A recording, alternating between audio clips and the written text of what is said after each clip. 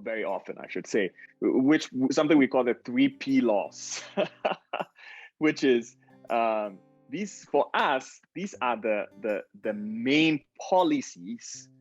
We are not lawyers and we are not immigration experts, but from experience and from extensive reading, these are the three main things that you need to establish with strong proof to get your visa, which is your purpose of travel.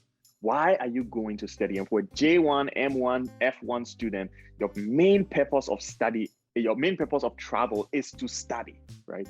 And that should be established very strongly and very clearly. The second thing is, do you have enough money to go and study what you say you want to study? That is very important. And that's what the bank statement and all the sponsorship and scholarship and all of that comes in. Sometimes people take it abstractly. They say, we need bank statements, so we are going to collect bank. Don't think about it that way. Don't think about it as you needing bank statements. Rather, think about it as you proving that you can take care of yourself in terms of money. And I think that's where it starts from. The last thing is to prove that you are going to return home to your home country. And this is very important because the student visa is not a resident visa. It is not an immigrant visa, I should say. It is a non-immigrant visa, which means that the primary reason why you are going to be issued the visa is because you are going to return back home. And that's why proof of ties, proof of connection back home, your plans and all of that are very important. So in a nutshell, these are the three main things that you need to establish to be able to get your visa.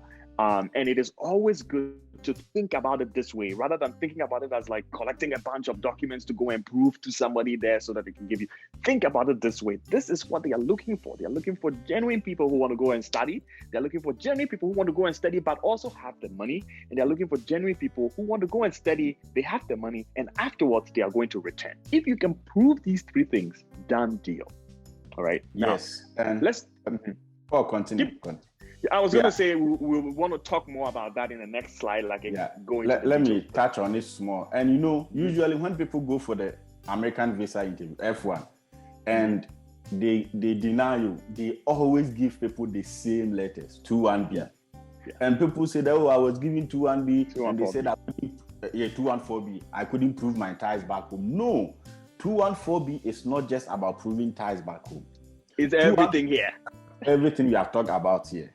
Right, so the law, let me read the law quickly. It said every alien, and we are all alien, that is people who are coming in, shall be presumed to be an immigrant until he establishes to the satisfaction of the consular officer at the time of application of a visa and the immigration officer at the time of the application of admission that he is entitled to a non-immigrant status. So this law is in two folds. First, you have to prove to the consular that you don't have any intent of coming to stay in America permanently.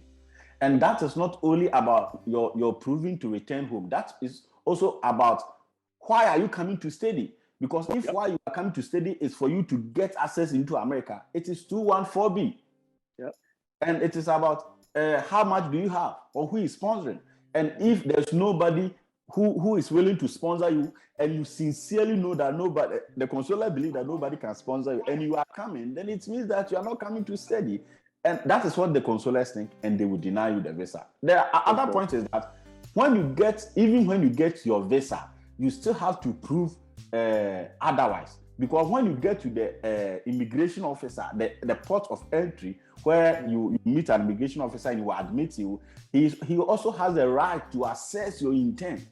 Yeah. That is why I tell people, when you get your visa, your flight should be directed straight to where your school is. Go to school after take your flight back to anywhere you want to visit. You are coming to school in Georgia, in Atlanta, then your final destination is Washington, D.C. Or your final destination. What are you going to do there? in New York, right? So when you get the immigration officer can reject you, can stamp your visa back and bring you back. Obviously, we don't see that happening a lot, but these are some of the things you must be aware. 21B is not just about proving ties home. 21B is showing that genuinely you are coming to study, genuinely you have money to sponsor yourself, and genuinely you will come back after studies. There's always a way to prove that.